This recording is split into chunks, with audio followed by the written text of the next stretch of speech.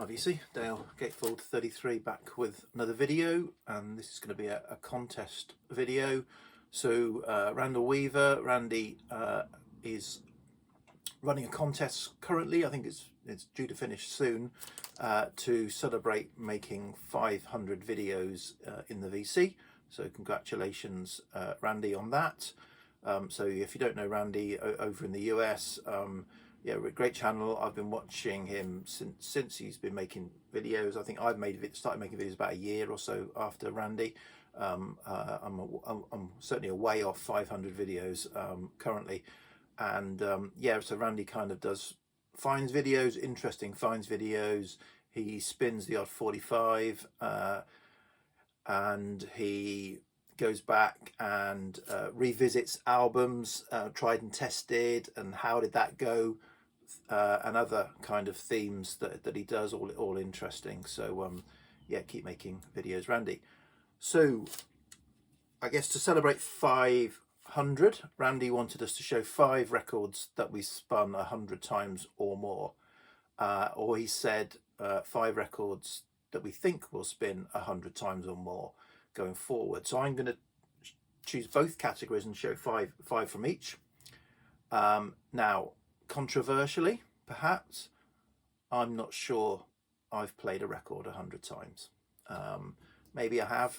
So the ones I'm going to show first are, if I have, they are the strongest candidates for spinning 100 times. And why do I say that? Well, because I keep a record of spins. Well, I certainly have done for the last 12 years. And if I kind of did some analysis of that, extrapolated back, forwards, etc., yeah, I'm doubting, for me personally, that 100 spins is possible, or likely. It's possible, but unlikely, perhaps.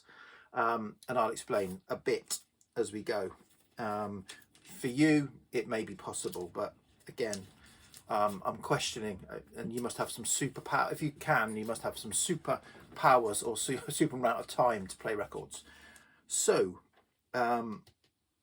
let's start with the ones that might have been played 100 times. And, you know, again, not rocket science. The ones that are likely to have been played the most are the ones that have been with you for the longest on your musical journey. So for me, that journey started probably with picking a few records out of my parents' very, very small collection. I've said this before. In fact, you know, all these records I've shown several times before because they're important records in my collection. So no surprises here. You're not going to see anything that I've never shown before, I don't think. Yeah, so my parents had a small collection. Within that collection, there were a few records that I enjoyed, and I had a portable record player, dance set type thing in my room. Probably about 8 or 9 years old, I would start spinning these, say, a handful of records, and 2 of these have stayed with me ever since, and therefore, hence, they are candidates for having been played 100 times. So, excuse me. First up is Goodbye Yellow Brick Road by Elton John, 1973 album. So yeah, definitely played this a lot. Know it back to front, inside out. And from 1970, Simon and Garfunkel, Bridge Over Troubled Water, another fantastic album that is a mainstay of my collection, and I've heard it a lot over the years. Moving on a few years to my gateway into becoming a music fan and a music listener and a music collector. This album, again, I've told the story many times, but my uncle came to stay with us. He said, give this a listen, in 1979, maybe early 1980. My mind was blown, and I became a Pink Floyd fan on listening to that cassette of my uncle's. So yeah, so The Wall by Pink Floyd, would have played it an awful lot as a teenager. Not so much now, but certainly been played a lot over the years. Not long after, a friend of mine got a copy of this album, and I must have taped it, I guess. AC/DC's Back in Black, and I've since had it on CD and now record. Played it a lot in the car, played it a lot as a kid. Yeah, so definitely it's had lots of spins, and you know, so a candidate as well. And then finally, a Soul compilation. This is Soul. So this originally came out in 1969 with a different sleeve, but I picked it up in 1984 when it got reissued. I got a cassette copy of it. I've still got the cassette in my cassette box. Just haven't dug it out for this, but I bought the vinyl album about 10-12 years ago as well. So this is a compilation of Atlantic soul artists. You know, it's got Benny King, Wilson Pickett, Eddie Floyd, Aretha Franklin, Booker T and the MGs, Arthur Conley, Barclays, etc., etc. Fantastic comp. My introduction to soul music, and I played this to death in my car. You know, it was easy to put this on a journey. So yeah, this has definitely been played over and over again in my car, in my 20s probably. But yeah, fantastic comp. So possibly 100 times, but unlikely. So we'll move on to the future, but I'll just say, why do I think it's unlikely? So I keep a record, as I said, of spins, and why is it unlikely that records going forward are going to make 100 spins? So you know, again, maths. Let's say I've got 30 years left. Unlikely possibly, but let's say I've got 30 years left. I currently spin about 800 albums a year. Let's say I'm going to retire soon. Let's say I get it up to 1,000 spins a year. 30 years, that's 30,000 spins I've got left in my lifetime. Need to use them wisely.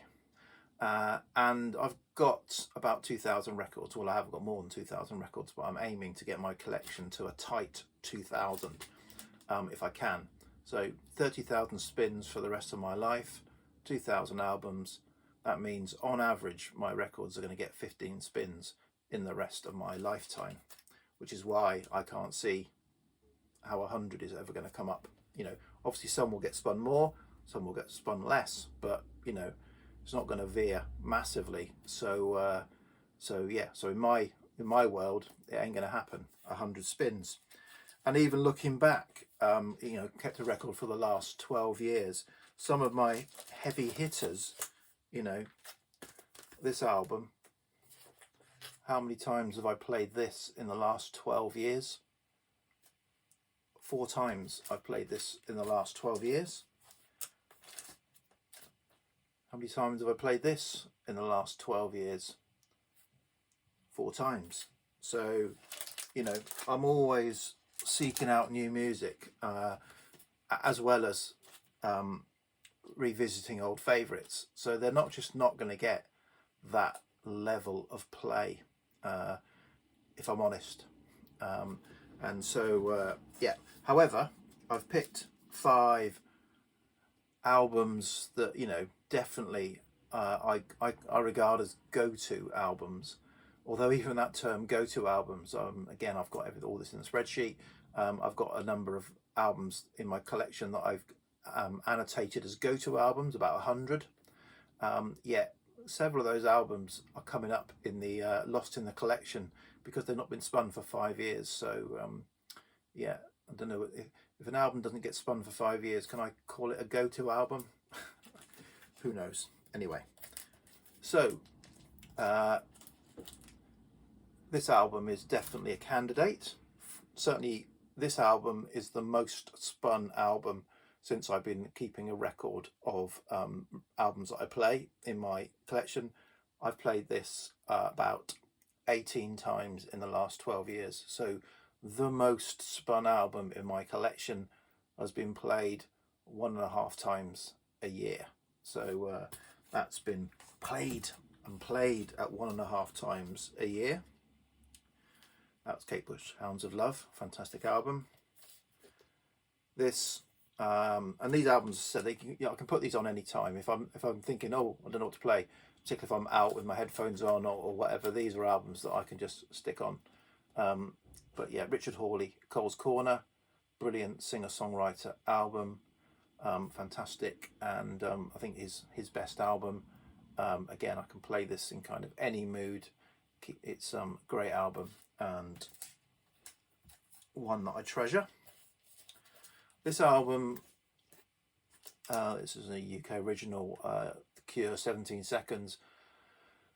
Can play it any time, but I tend to play it, and I mentioned this in a comment to Rob Ison, who picked up a copy of this recently. I tend to play it. It's a good album to stick on if I'm walking to the station. I've got about a half-hour walk from where I live to the station. If I'm going to work in the dark or wet, in the winter, in the cold, this is a great album to suit that mood. As I'm trudging to the station at 6 o'clock in the morning, Cure 17 Seconds is a fantastic album for that. Okay, Dusty Springfield. I'm a big Dusty Springfield fan, and this is my favourite album by her. This is a great blue-eyed soul album. It can be played anytime, Friday night, Sunday morning, suits any mood. Fantastic album, and you know, a go-to album for me. And then perhaps something a bit more modern, but an album I can put on anytime in the car. And this is The Last Shadow Puppets and the Age of the Understatement. So this is a side project, Miles Kane and Alex Turner from the Arctic Monkeys. This is just a great cinematic, sort of indie cinematic album. Fantastic, and certainly one I will continue to listen to. So whilst I may or may not ever reach that 100 spins milestone, I believe, I've certainly shown here sort of 10 highly played records in my collection. So good luck with the contest, Randy. It's got me thinking, this subject matter, so thank you for that. Cheers, VC. Thanks, bye.